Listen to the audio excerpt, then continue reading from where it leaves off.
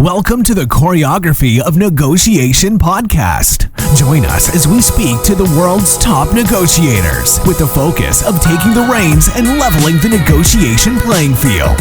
We'll provide actionable steps for you and your team to enhance and increase your negotiation, mediation, and arbitration skills for long-term success. The Choreography of Negotiation podcast is all about the art of the deal and coming to a fruitful win-win completion. So please, welcome your host, Sean Snowday. Hello and welcome to the Choreography of Negotiation. My name is Sean Snowday. I am the founder and the voice of the Choreography of Negotiation podcast. And today we have Lisa Kipps Brown, the author of Disrupt Your Now and Boomer Cash Out on the line. Welcome, Lisa. Hey, Sean. Thank you so much for having me. I appreciate it. Yeah, it's great to have you here. And we were talking a little bit about how you help people build business and various ways that you go about that. Mm-hmm. And we're going to get into your book, Disrupt Your Now, either book that you want to talk about. But before we get into that, a lot of people that are in business and self-employed or entrepreneurs or own their own business or whatever it might be, they may be serial entrepreneurs. Before they get into doing what they're doing, there's something that pushed them into it. So tell us a little bit about, what you were doing before you decided to become an author and a coach and help people build their business. Okay, well, when I was in college, I majored in accounting. I was really, really good at it. I passed the CPA exam without studying, but I hated it. I realized when I got into the real world that this is so boring and I can't stand this work for the rest of my life. So in 1990, when my husband retired from the Navy, we started our first business, and I've been an entrepreneur ever since. But what got me into what I'm doing now is I started developing websites in 1995, and I started my business in 96. And I just loved it because it was a way that I could combine my business and accounting experience with something more creative and fun. So I did things in the 90s, like helped recreate a business that was going bankrupt and turned it into an online subscription-based business model and sold it just before the dot-com bubble burst. So as part of all that, I realized that I love the big picture, and I love helping people create a business that helps them reach their own personal goals, but that is also something that someone else would want to buy at some point in time. Right. That's great. Yeah. And to exit, because the problem, so I have Business Buyers Academy, Business Buyers Roadmap, Business Buyers Blueprint, Business Sellers Bootcamp, all this different things, and Business Investors Conference, which we have a conference coming up soon. And it's all about the growth, scale, and exit. Mm-hmm. And so you actually do that, but you also work with startups. Yeah, I work from a different angle than most people and there's nothing wrong with that, but I'm bigger picture. Most people are just thinking about the exit, and they're thinking about, slashing costs and whatever. But I'm more about, unless you know that you're going to sell it really quickly, I'm more about you need to have something that you can enjoy building and that you can live your life like you want it while you're building it. And then after that, somebody will notice it and will want to buy it. Like the one that we sold in the 90s, it wasn't even up for sale. And the buyers came to us and asked if we would sell. Right. So that's the way I differ, is more big picture and holistically. Okay. And so then with that, so you I don't want to say accidental entrepreneur, but there are a lot of those out there. Yeah. Where I'm dealing with a business right now where the woman started the business in 2017, then COVID hurt her. She's having issues now, and now she needs to sell. So, but she, it's a lot like the E-Myth, right? I make pies. My neighbors like my pies. I sell them pies. Now I'm opening a pie store, and now I'm going crazy and nuts, right? Right. So once you got through all that, then what got you, did you have a certain mission that you were living by? And does that mission align with your mission today? Yes, my mission has always been to live my life like I want to live my life. And when I was in the corporate world, I could not stand having this rigid 8 to 5 schedule. And the last corporate job I had was with a lot smaller company. I was the assistant controller. I was in my early 20s. And I realized that I loved being able to see everything, see the big picture, see all the pieces, and that I would rather be overworked and not bored than underworked and bored. And so that's kind of what it, and it really would have been natural anyway, because my parents were always people who were very much living their own life the way they want. So it was ingrained in me.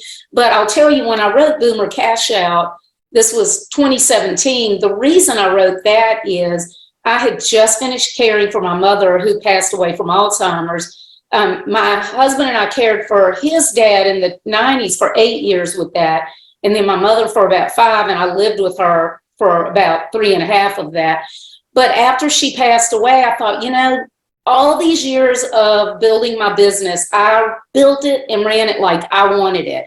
But when my mother was diagnosed and I started having to really help her, that's when I went into panic mode, and I made a horrible hiring decision that I would have never, ever, ever made. And I would have never encouraged anybody else to make it unless they went through a lot of thought process. Long story short, it almost bankrupted my company. I spent the last 6 months of her life saving my company. I was still living with her and caring for her and was with her when she passed away, but it made it so much harder and so much worse. So fast forward a couple of years, I was like, there are too many people who are going through real life, who have things that they need to deal with, but who also want to be able to sell their business one day. So what I did is wrote Boomer Cash Out. It's very easy. It's in layman's terms. It's basically to help people understand how they can use the web to make their business more valuable and marketable, but also to make it easier to run and able to scale without having to hire people if you don't want to. Wow, great. So your book was created to put me out of business. Thank you very much for writing that. But tell us a little bit about Boomer Cash Out. That's interesting. So it helps people. Is it kind of like a brick and mortar to click and order type thing, or is it a branding or a brand awareness? No, what exactly? It's really, and the reason I named it Boomer Cash Out is because it really was targeted to older people who are like, I'm good, I don't need the web, I'm making as much money as I want, and but yeah, one day somebody's going to want to buy my business. And I'm like, no, they're not, because younger people want it integrated with the web, and if they've got to start from scratch, they might as well, if they got to start from scratch with your business, they might as well start from scratch with their own. So it's not a technical book. It's written more to get those people to understand that the web isn't this separate thing out there, and that they just need to learn to speak the language, digital natives, digital immigrants, and they need to learn to speak the language so that they can integrate their business more easily. And then at the end, I give examples of the types of platforms that they could use. Of course, this was 6 years ago. So now I need to update it and do a new edition, but I have a section, about accounting, about cold calls, all kinds of stuff, giving people ideas of these are the kinds of things you could do, but not how to do it. So no, it won't put you out of business. Yeah. Yeah. I'm actually reading a book from the 80s, and it's called, I think, Buy a Good Business with Little or None of Your Own Money. Yeah. I'm way over there to read it. But the thing is, a lot of these books that are written in such a way, when it comes to the internet is always, like you got to adapt to it. So I know if I was, I'm a Microsoft engineer, so I was supporting DOS. Yeah. And then before Windows existed. So, I was on the Usenet. We had our 8088 that actually had a turbo button, and then when the internet came out, a lot of people weren't using it. I think I had a 9600 baud modem. And then, when the websites and the internet, you're talking about when the internet was all text, and like to even download an image, you had to download it and rip it with MIND format and all that stuff. and branding was a little bit different back then. Yeah. And then a good friend of mine, and I forgot her name because that's how good of a friend she is. She wrote something on Twitter, and she was one of the first 100 people on Twitter. And then Demi Moore's ex-husband, not Bruce, but the other guy, he was like the guy who came into Twitter, the celebrity, and ruined it for everybody. And then it became big. So what are some of the things in Boomer Cash Out that are still applied to today that you could talk about? Well, and that's why I wrote it in more general terms. So, for example, like me, what I should have done when I was panicking, because I was panicking, I'm like, oh my God, how am I going to keep my business running? Because I was so deep into it, and I did have employees, but instead of hiring somebody else to help run it who almost destroyed it, what I should have done is create more processes. And I already had some of this stuff, but not as much as I do for clients. The cobbler's kids have no shoes. I should have automated more, created more processes, gotten rid of the services that either we did not enjoy offering or wasn't really our best things to offer, or that weren't as profitable. So that has nothing to do with the web. That's about just common sense. Right. But so I approach it from that angle, that don't panic, take a step back and figure out whether it's the web or whether it's the analog world. Figure out the things that you can do that make it easier to run and more profitable for you, and that will make it more appealing to other people at some point in time. Right. And there's tons of stories of people that they're doing it the old school way, and then you show them the new way and they're just like, they get that aha thing, which Ryan Dice calls the ah and the ha. Like the ah is like, oh, and then the ha is, I get it, right? Yes. Going back to Twitter, like when you first logged into Twitter, you're like, I don't get it, right? But after 30 tweets, you're like, oh, I get it, right? Yeah. Yeah. So it's a lot of bringing people to that awareness. Right. I'll give you an example. So that company, the company that we sold in the 90s, the company that was going bankrupt, they published a set of technical books. And the owner's husband had died of cancer. She was out of print. She could not afford to take it back to print. So first of all, the obvious thing is we got to get it back to print in a way that you're not paying for. So I helped her do that. But then I was like, you know what? Every few years, you've got to pay to keep reprinting these, and you've got to keep writing new volumes. And your customers don't have the new information until you can write a new book. And I said, why don't we turn it in to an online service? Why are you printing it? And she looked at me like I had three heads. She's like, because it's a book. And I'm like, yeah, but you can do this thing where people print it off. And she was just like, I can't believe this. So, she still offered the books for print, and we were selling them on Amazon at that time in the 90s. But we developed this subscription-based model online. And so she had monthly, quarterly, and yearly recurring revenue. Her customers were much happier because they got more information more quickly, and they could access it anywhere that they had internet access. Now, of course, you had to have dial-up back then, like you said, so it wasn't like today. But that's an example of shifting the way that you think. And I always say I have three questions: why not, and what if? And they're basically questions that I learned from growing up with my father being blind. I never heard him say, I can't do this. He would try something. Why can't I do it? If he couldn't do it, he'd back up and try again. Why not? But then what if? He would come to his own ways of doing it. The three questions are what I distilled it into. But so it's not just the web, it's the whole big picture, real life. Right.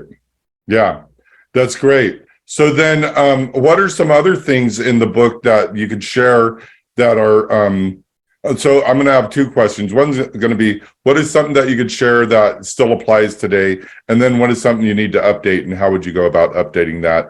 And how would you present that on this podcast, what people can, to the listeners, can take action today? Okay, I'm going to start with the second one if you don't mind. What I need to update mostly is the section at the end that has sample apps that people could be using. And I say in there, this is going to get outdated because there are things all the time, but I still want people who aren't on top of things to be able to have a little bit more current information, you know. And so that's the main thing that I want to update, but I have a lot more examples that I can put in there. And as far as examples, a lot of what I do in there is trying to get people to understand why they do feel so uncomfortable. So I talk about the digital native and digital immigrant thing. And a lot of people, they're like, oh yeah, whatever. They don't think about it. But so I explain it more like, think about if you move to another country. It doesn't mean you're stupid, because people are afraid to ask questions about the web. They're like, oh, I'm going to look stupid. So they don't want to. So, you know, I put it in context of if you went to another country, nobody would expect you to be able to speak that language, but you will either learn the language or you will find somebody who can translate for you. And the web is no different, but you have to be able to converse with younger people and people who are immersed in the internet, or you will be like the immigrant who lives in their apartment that never integrates into the society of whatever country they live in. And that's not meant to be disparaging. It's just, you know, fact. And I also talk about my husband. My husband is 14 years older than me, and he was not working in the web world. I mean, he was military, and then we owned businesses, and then he was in sales. But because he was around me and our kids who also worked for me, he heard digital talk all the time, and he saw everything we were doing. So by osmosis, he felt more at home and knew more than a lot of people, you know, who were like 30 and 40. It's amazing to me, seriously, how many young people know very, very, very little. Basically, they know how to use the social apps and that's it. So it really is amazing. But the more that you're around it, the more you will absorb it and you will understand. But you don't have to understand the technology. You have to free your mind into thinking about this like 4D world, I guess you call it. Right. Yeah. And there's also principles to be applied. I'm not going to say why. I'm going to say I'm going through it right now with, you know, I joined a gym, and I'm a digital marketer as well as, you know, an investor. And, you know, I help people grow and scale exit. And it's like this gym that I joined, it's like I have 5 or 10 points of contact. Mm-hmm. So I got all these different, and they're like, well, we sent you the email. And I'm like, but you sent it from 5 different emails. And I don't have time to go and find that code. Right. So even the younger people, you know, that are in business, they still, you know, people still have their challenges. That's and right. For you, what you do is you help with the boomers, not just technically, but understand the systems and processes that they need in their brick and mortar, but also the ones that they don't need. So right. Yes. How what if they're so attached to it? Like, I'll give you an example. I was at Super Summit with Dan Kennedy many years ago, and there was a guy that he was a mechanic. He was an auto mechanic, and he was in his town. He was doing more business than any of the other auto mechanics. Mm-hmm. Well, it was a small town, and everybody else was doing Facebook ads, and he just went in the yellow pages. And he's like, no one's in the yellow pages, but everyone in our town is not on the internet. They all go to the yellow pages, and he's the only one in there. Mm-hmm. So he was crushing it. Yeah. But he's at Super Summit. He knows how to do all that other stuff. So how do you get people to differentiate like what's good for them and what's bad when it comes to technology, or, you know, a split test, or do you have to educate them on that in the book, or is that another book? I don't educate them that much in the book, okay. But there are so many cases like that, and it comes down to who is your target market, how are they finding you, and how might they find you in the future. So even though the Yellow Book, with just using Yellow Book then, he was crushing it, he was still smart enough to be at digital marketing conference and looking forward and planning. Right. So he would, instead of jumping on the bandwagon like everybody else and losing money, so they just ditched Yellow Pages, said, this is where it's at. They're all in there clamoring for attention, and he's got all of it over here. He had the easy attention because that's where people are already going. So Right. that's the thing, is balancing out what are you already doing that's working and where your people are, but your business needs to evolve with where people are going. And it's just so much of it is mindset. You don't have to understand the technology. There are a million people that can do that for you, but you have to understand what you can even do and why you should be doing it. And the best place to start is, what are my biggest problems? Whether that's operationally or whether that's marketing wise, what is my biggest problem and what's the one thing I could start with today to dip my toe into? Yeah. So when it comes to Bloomer Cash Out and with your business, what are some of what are the top 3 things you learned when you're taking care of your mother, where it was like, if I don't do this, then I'm either going to have to liquidate or go bankrupt? Yeah. Well, number one is never make a big decision when you're in an emotional time. I knew that. I would have never let one of my clients make that decision. And I made it stupidly because I was panicking. So do not do that. Secondly, do what I already knew to do. Create processes that can slim down what you're doing, that can make it so much easier to run your business, and get rid of the junk, get rid of the dead wood, get rid of the services that you don't really want to be offering anyway. Most of us are like, yeah, we'll do that because we're in whatever our world is, whatever our business is, and customers start asking us for this extra fluff. And instead of developing strategic partnerships where we hand it off to somebody, we start offering it because we feel like we need to. Almost everybody does that. So get rid of all of that stuff. Find people that you can farm it to and concentrate on what you do best. So do you explain how to do those processes? For instance, I have I do a whiteboard a half day, and it's really expensive. So I'm not just going to do it with anybody. They got to qualify. Mm-hmm. However, it's how am I going to say this? For me, it's easy, but for someone that is just a business owner or a cobbler, they don't really understand business. I'll give you an example. Like, you take someone on American Idol and they'll go, well, I'm a singer. Like, I don't know how to promote myself or market myself. So does the book talk about little strategies, or to get the processes, how to write them down, or something to that effect? First of all, the book is very short. Okay. Basically, I took what I had been preaching for 18 years and sick of saying and put it in a book. Yeah. So I don't really go into strategies and tactics other than things like, I've got lists of, these are the kinds of things that you can do, and it's about tracking visitors and blah, blah, blah. But mostly I encourage them to understand that you need this and find somebody that you can trust, who can help guide you, kind of like a doctor. Okay, I know I probably have something wrong with me, but I don't know, what it is or what to do. So I need to find a good doctor to help guide me. So that's what that's about. But Disrupt Your Now, the book that I published in 2021, I just published a workbook to go with that called Disrupt My Now. And for people who can't afford to work with me, but who really want to try to reimagine their business so they can recreate their life. And it starts with you. What do you want out of life? What are the things that are important to you? Because most people really just all they think about is, this is how much money I want to make.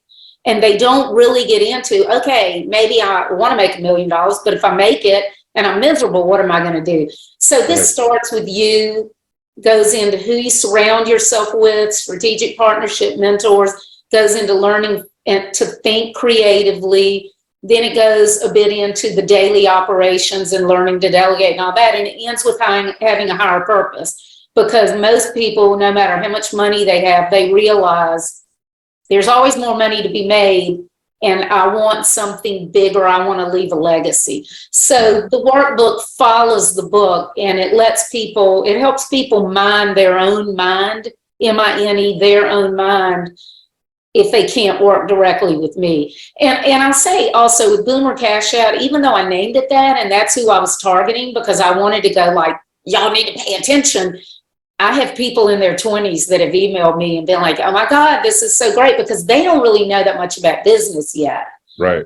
And I really didn't write it to go out and market it like trying to sell a ton of them. I really wrote it more for my clients and prospective clients, because I figured if it's written down, they will pay more attention to it. Right. You know, it's just kind of human nature. No, that's great. It's a great authority book. And I wrote a book. I don't even know the name of it. I've written so many. Is it How to Buy the Comprehensive Guide to Buying a Business? Uh-huh. Right. When did you write that? I wrote that about 4 months ago. Oh, okay. It's just a PDF, right? Yeah. But it's more of a lead magnet thing. Mm-hmm. And I have other books out there, but the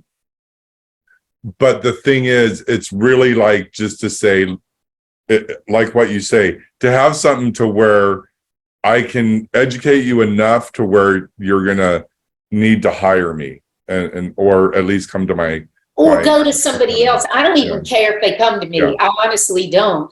Yeah. I'm very particular about who I work with, and that is because I do want to live my life like I like it, and I don't want to work with people that I don't like.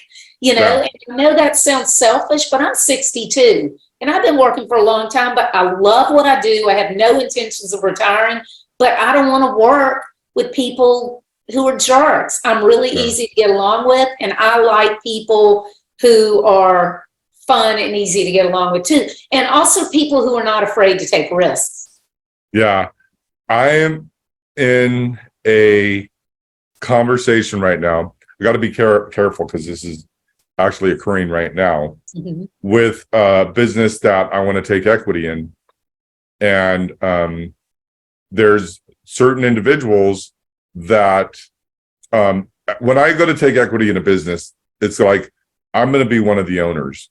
So I've been in situations to where I'm the consultant or the advisor, and then their little administrator at the front desk will say, oh, well, I can do that. Yeah. And I'm like, no, actually you can't. Well, sure, I can, because I have the username and password. Yeah. And I'm like, well, you just broke everything I did, right? Mm-hmm. So in the conversations I'm in now, like what you're saying is I get to pick and choose. So I have a lot of my friends in my community saying, well, Sean, attack it this way or go about it this way. I even had a business partner say today, like to use certain words. But the bottom line, what you're saying is, and I guess as we get older, is it good for our mindset and our mental health and our physical health? And if it's not, then don't go for it, because the wealth is not worth our health.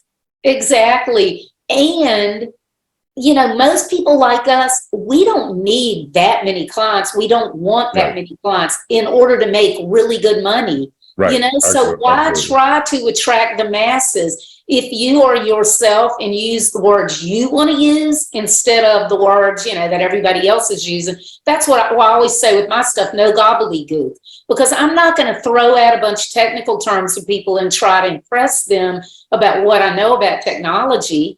I'm going to connect with them on a personal level. And if I don't want to work with them.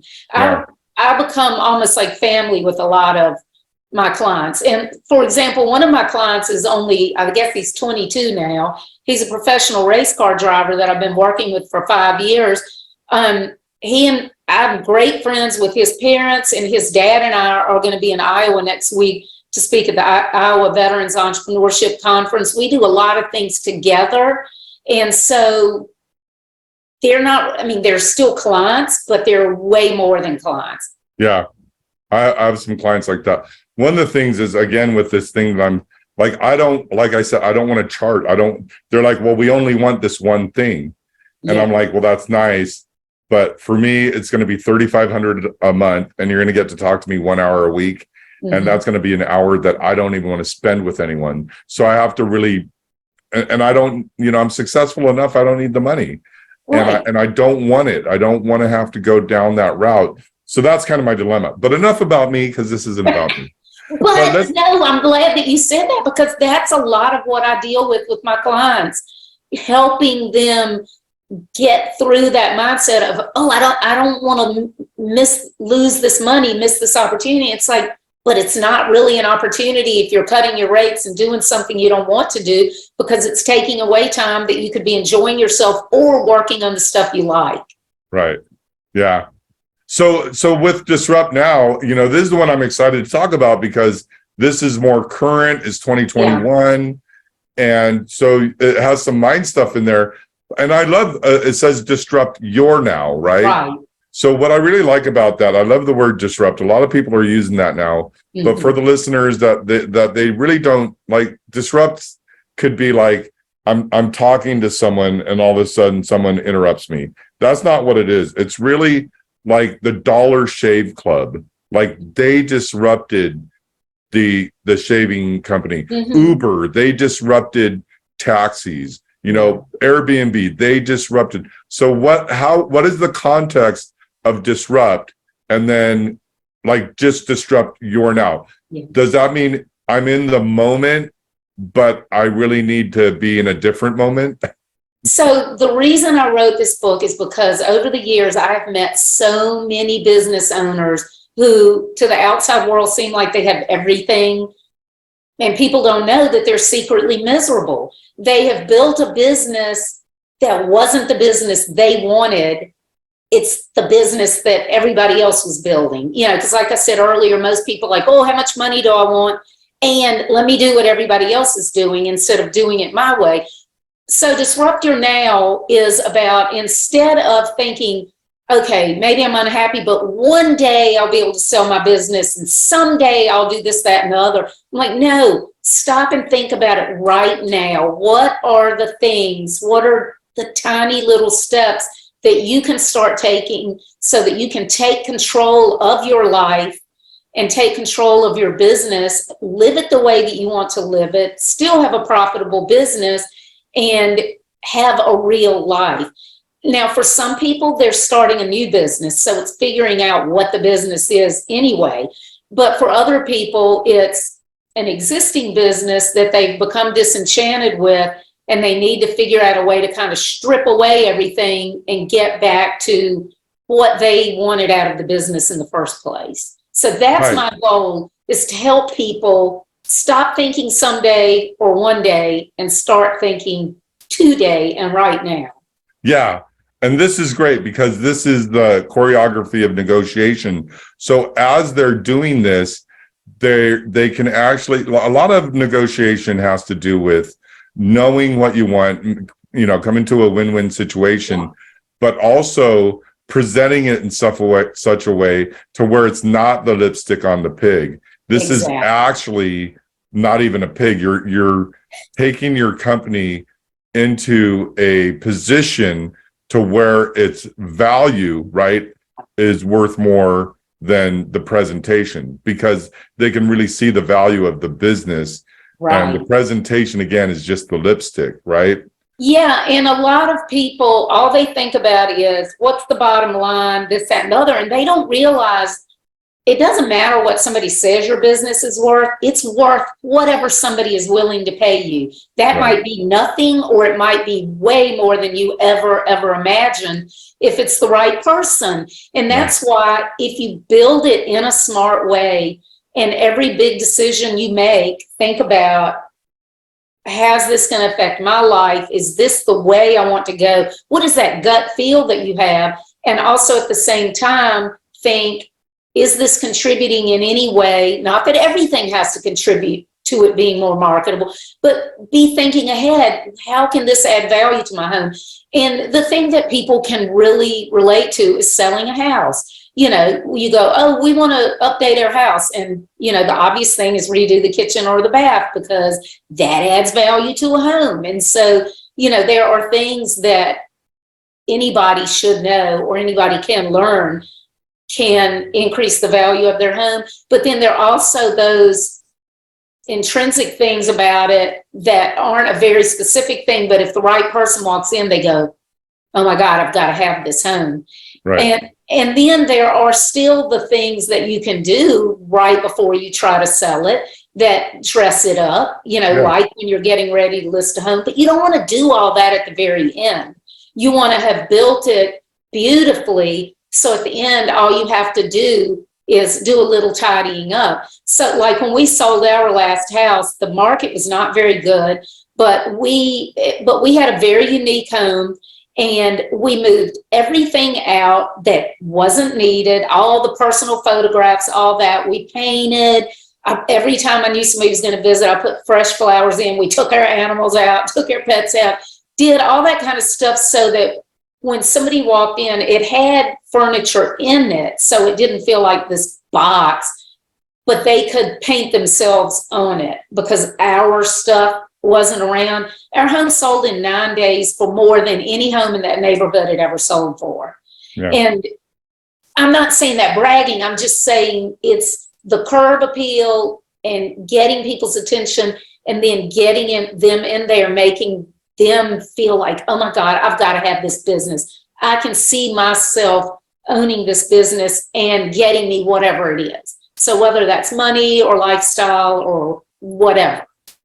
So what are some things that are in Disrupt Your Now, a chapter that aligns with what you're saying? Well, so like I said, the first section, it talks about understanding what you want out of life. Okay. And in each chapter, I interviewed 50 entrepreneurs from all over the world. And so the book is short stories, 100 and some short stories, and each one with a lesson that I pulled out. But I'll give you an example of somebody. So Steve Sims, the author of Blue Fishing, is in it, and he owned a very, very successful company before. It was Luxury Concierge, and he had billionaires as clients. But he had reached the point, he accidentally kind of got into it, and he was so good at it, it just kept growing and growing. But he got to the point that he was finding himself being resentful because he started realizing that what he was delivering was brag stories for billionaires. So the blue collar kid kicked in and started feeling like there must be more out of life. And he wrote his book, Blue Fishing, and so many people discovered him through that, including myself, that he became a coach to entrepreneurs. And now he speaks all over the world to other entrepreneurs, solopreneurs, anybody from startups to very experienced entrepreneurs, helping them take big risks and go for their own dreams. So that's an example of somebody who was very successful financially, but just had to have a change. And he and his family are so much better off now. Yeah. Financially and mentally. Yeah.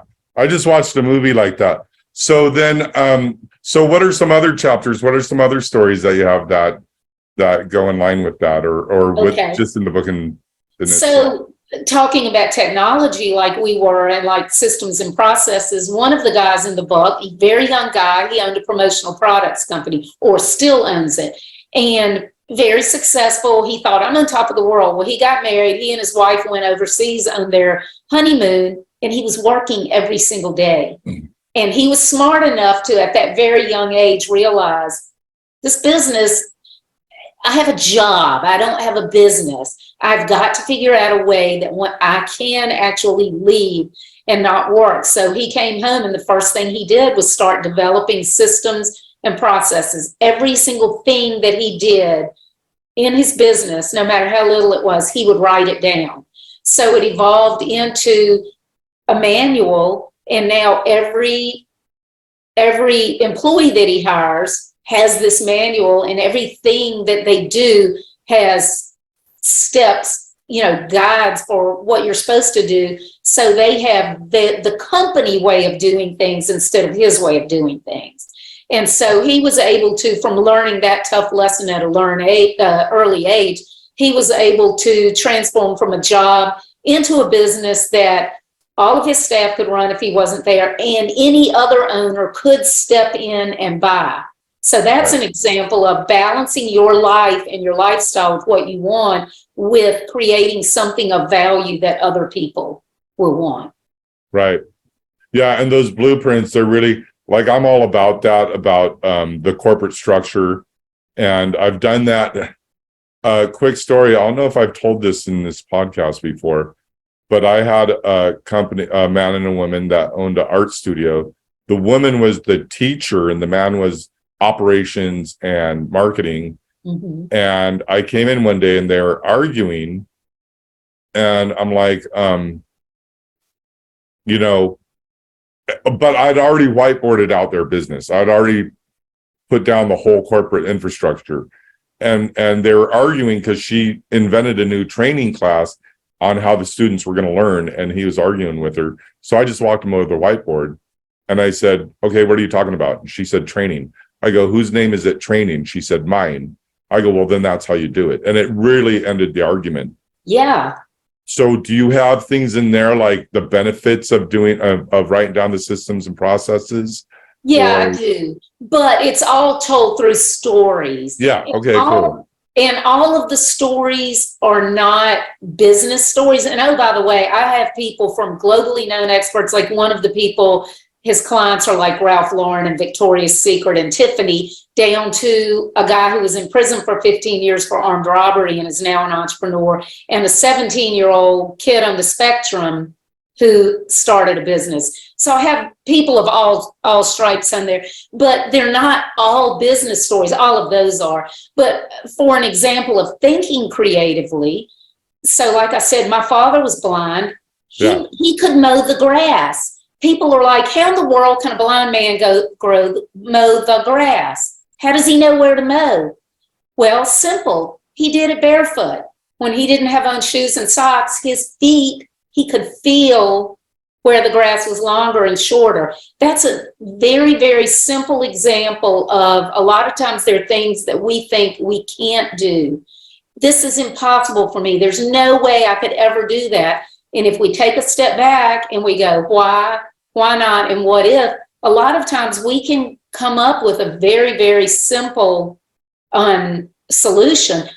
But another example from him, when you get too caught up in what other people are doing, he had a woodworking shop in our basement with a lathe.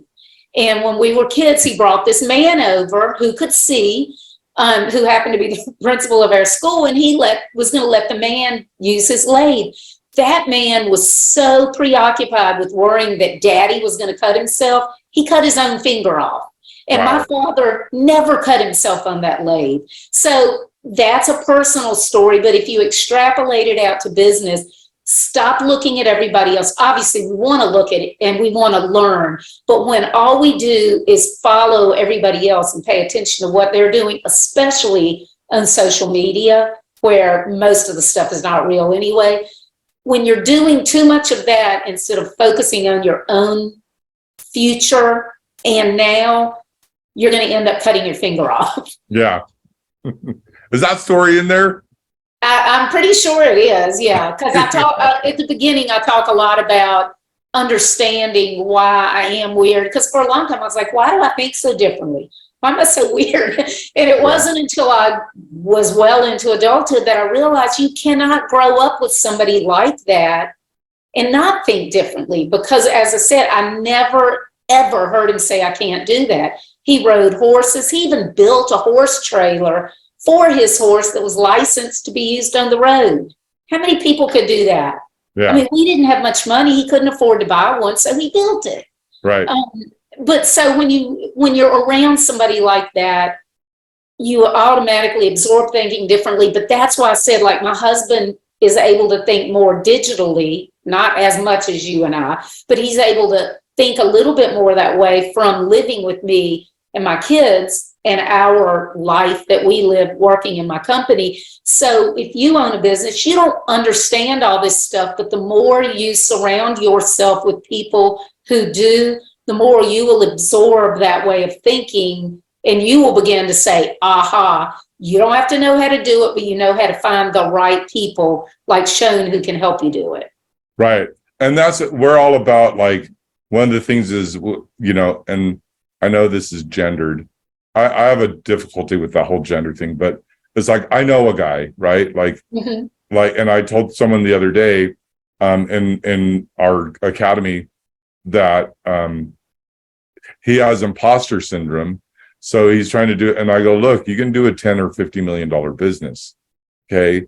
And if you are afraid to do it, or if you have imposter syndrome, you know a guy, you know me. And if I can't do it, I know a guy, and we all know a guy. So where do you make suggestions on how they find the community? And if you do you have suggestions on how they interact in those communities? Yeah, I do talk about that in the second section, that it's about the people you surround yourself with. And that's one of the points that I make in there. I think one of the biggest mistakes I made in my now 33 years as an entrepreneur is that I didn't have mentors earlier. And part of that was because I already had this business background. And part of it was because I worked for myself and I was raising kids and caring for an Alzheimer's patient. And I was just worrying about doing my thing, you know. But I know that if I had had mentors at an earlier stage, I would have been more successful financially, even though I love my business. And even though I built my business like I wanted to, if I had had mentors who were at a higher level than me, it would have pushed me to achieve more. But so I talk about that. I talk about how to find people that you have something in common with, and networking, and, you know, so it's in general like that. But again, everything is based on a story from somebody else. Yeah. It's interesting because a lot of when it comes to growing and scaling, and you're not so much about exit, but you're more about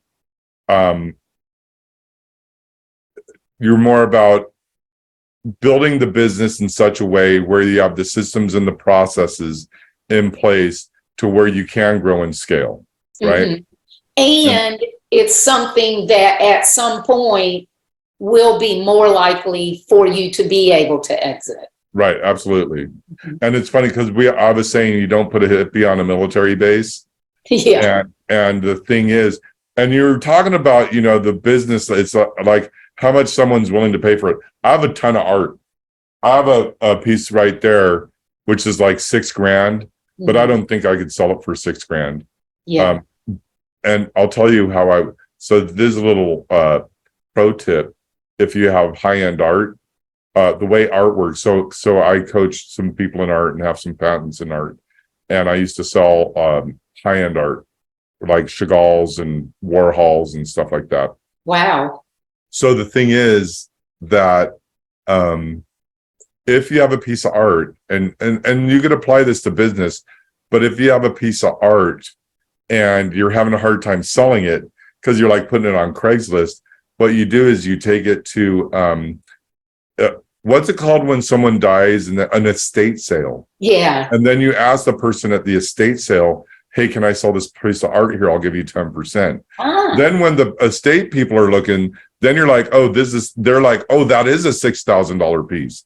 Like on Craigslist, they're like, I ain't going to pay $6,000. That's a great idea. Yeah. So with business, it's the same thing. It's like, how do I present this business and get it in front of the right eyes, right?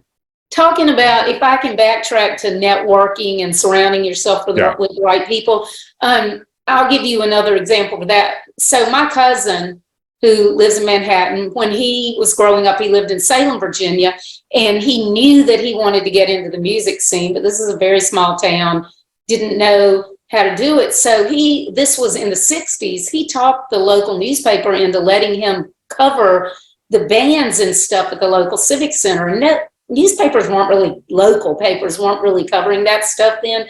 And the editor was kind of like, well, that's stupid, but if you want to do it, do it. Well, my cousin went and he would meet all these people and save all these business cards, but he just held them back. And especially this one, he said, I kept it in my pocket, figuratively, until I knew it was the right time. And a couple of years later, I guess he was 21, he's walking down the street in DC, and he hears these people singing this song he loved. He goes in, talks them into letting him represent them. He called that person connected him, and he actually, the next day, they were on a flight to New York, and he got them signed, and their first album was Grammy nominated. It was The Presidents. That song, 5, 10, 15, 20, 25, 30 Years of Love. You might not even be old enough to remember it.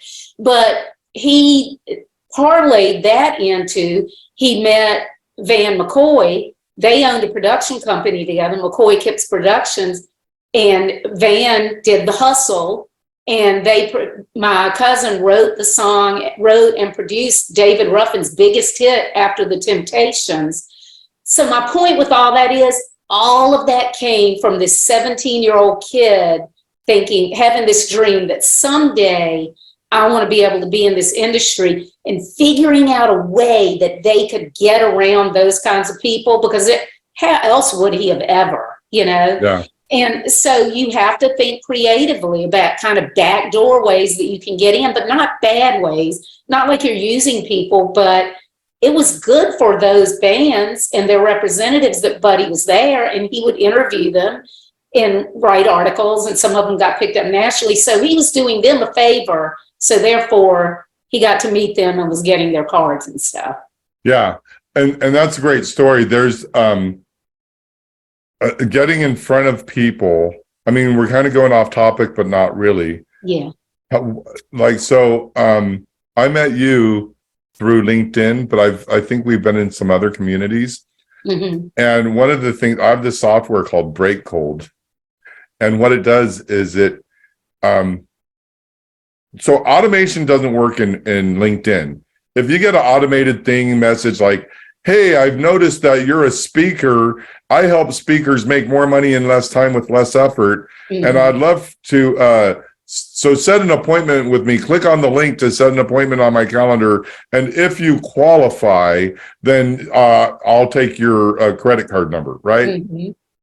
But this software, it's manual. So I found all the top influencers, like what you're saying, people with, million followers.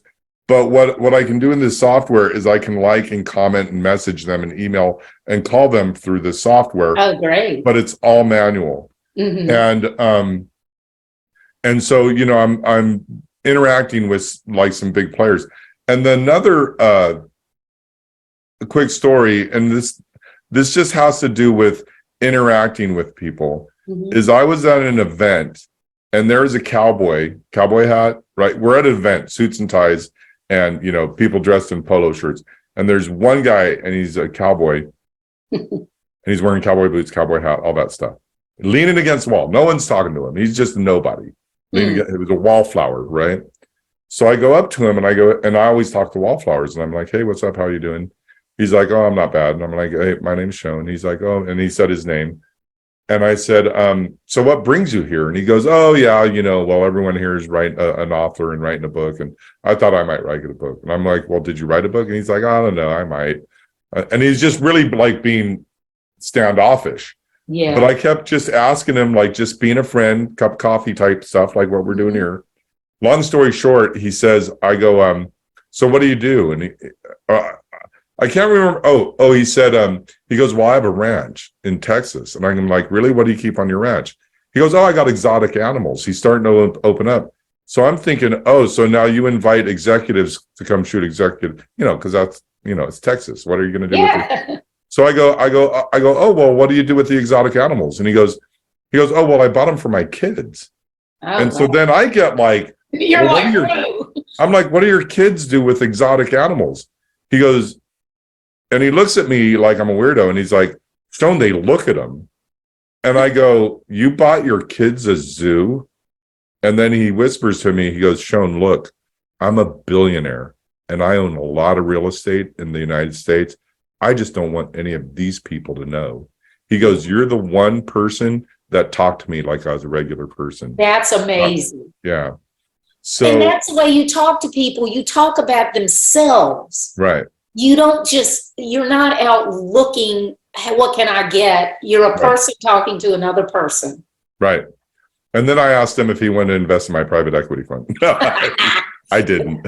Well, and the thing about automation can be great, but you're right. When you're on LinkedIn, or I know, you and I know when we get automated one. And I'll tell you, I have had friends that I'm already friends with on LinkedIn, but they are my friends personally. And I'll get an automated message from them and I'll contact them. I'm like, I don't know who you have doing your stuff, but you need to change this because this is not good, Yeah. I think we've all done it. I just went over, I have a thing called Small Business Rocket Launcher on Thursdays. I do a flow of consciousness for an hour and a half. And I was talking earlier this morning how I hired this company and they would do my LinkedIn outreach. But then once I connected with the person, I'd be chatting with the person. And then the outreach would come in with like my third message that I gave them to say. I'm like, I'm already talking with this person. Oh gosh. Yeah. But I didn't know they were automating it. This is years ago. So I didn't know you could automate Messenger. LinkedIn. Yeah. So yeah, but this is great. So, to wrap it all up, we have a few more minutes.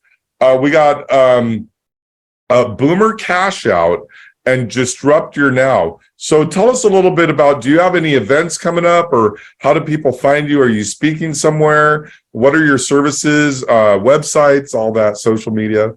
Well, the most recent event is next week, so it won't be enough time for people to go by the time this comes out.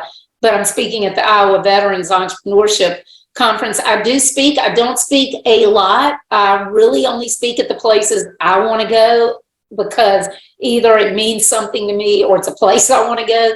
And that's just because I've gotten to the point in my life I'm selfish, and I don't mean greedy. I mean thinking about me instead of, and I know what I like to do and what I don't like to do. So I love to speak, but I only want to speak at the right places. So I'm speaking there. I have my show, Disrupt Your Now. My website is lisakippsbrown.com. My books are in there and they're on Amazon, and I'm on LinkedIn, Facebook, everywhere, Lisa Kipps Brown. And I'm also at a lot of races, so because of my clients. So anybody that ever wants to do an event through racing, a VIP event or anything like that, because you can use that to entertain people who may be interested in your business. You can use it to increase brand awareness, whatever. I love doing Wait, what is racing? Motorsports. Like motorcycle racing? No, cars. He races in NASCAR and he races in TC America road courses, BMW. Yeah. And so we do events, all kinds of stuff through his racing. Yeah. Last week we had the SB Pat Tillman Award winner at the race. We're going to get more into, I want to tell you this quick story. I did a sale when I was a kid. I sold laptops in retail. And this guy comes in and I go, what do you want a computer for? And they're older. They're like, oh, we just want to like write a letter and stuff. And I'm like, well, do you want to, like, you're going to do music or videos? And the guy goes, oh, I have videos, right? And I'm like, really? He goes, oh yeah, I race a station wagon. So we go online and we go to these websites and we're watching his car racing online, right? Yes. All these car races. And I'm just like, oh my gosh, look at how fast you are. Your car is so amazing. His wife finally crosses her arms and she goes, are you going to buy that computer or not? And I was like, oh, did you want to buy this? That's hilarious. Right? So it was all about the relationship and the conversation and putting that man in the right. Now there's two emotions going on. He was excited. She was angry. She's like, get me the hell out of here. We came here to buy something. You want a purple shirt. I hate purple. I hate shirts, right? Get your purple shirt. Let's get the heck out of here. I think every wife has been down that line. So has every husband. Right. Yeah, but both sides have done it. And then with the racing, because I want to kind of get back to this, is with the racing, that's a great way to meet. I'm trying to get what are the antique car? All the guys out here, the wealthy guys, we've restored these older cars. Yeah. And so I want to have a little car show and get a little fellowship of guys getting together and we like smoke cigars and talk about our cars. So they do that a lot in Virginia. They're called cruise-ins here. I don't know if they call them that out there, but a lot of people in our area do that. Yeah. And we have a big, huge one out here with where all the billionaires and millionaires go. I can't remember. It's called Bartles something. I can't remember. Well, and we have Virginia International Raceway here where we live, Okay. and they have everything from the Rolex, whatever, you know, they have professional races, but they also have like, they'll have an historic car race where it's really cool, all these old cars. And, but Paul Newman used to race there. Dr. McDreamy, Patrick, whatever. I didn't watch. No. The guy from Grey's Anatomy. I can't think of his name. Okay. But anyway. But now you said you have a show, so tell us a little bit about your show and how we find you on that show.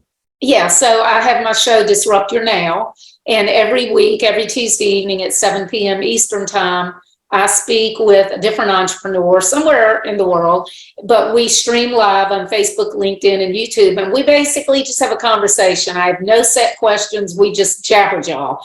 And so it's basically like being a fly on the wall, but we talk about the things they've gone through, how they've gotten to where they are, lessons they've learned. We just have a lot of fun. So would we go into Facebook and search Disrupt Your Now and YouTube and Disrupt Your Now and find you in there? Yeah, well, but if you go to my website, lisakippsbrown.com, that's the easiest way to get the videos. But they are on my profile on LinkedIn, on my profile on Facebook, or my profile on YouTube. Okay, Yeah. Great. So the best way to find that is Lisa Kipps, and that's 2 P's and an S, Kipps Brown.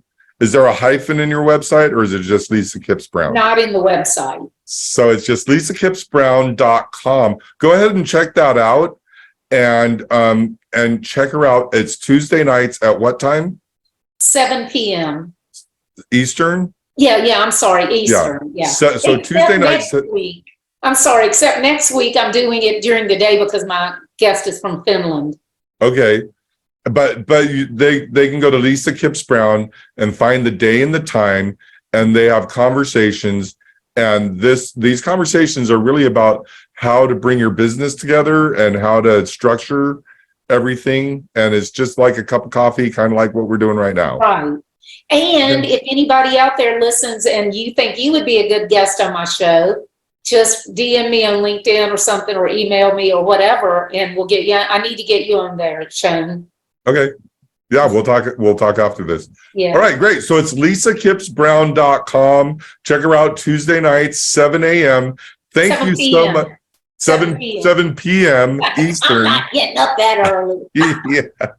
Thank you so much for showing up, and it's wonderful to have you on the Choreography of Negotiation, and we'll be chatting soon. Thank you. Thank you for joining in on another episode of the Choreography of Negotiation podcast. But your journey has only just begun. For more resources like insights on education and support, head to choreographyofnegotiation.com for our negotiation strategies on mastering the art of the deal, skills, and getting your business in front of more people so you can sustain and grow.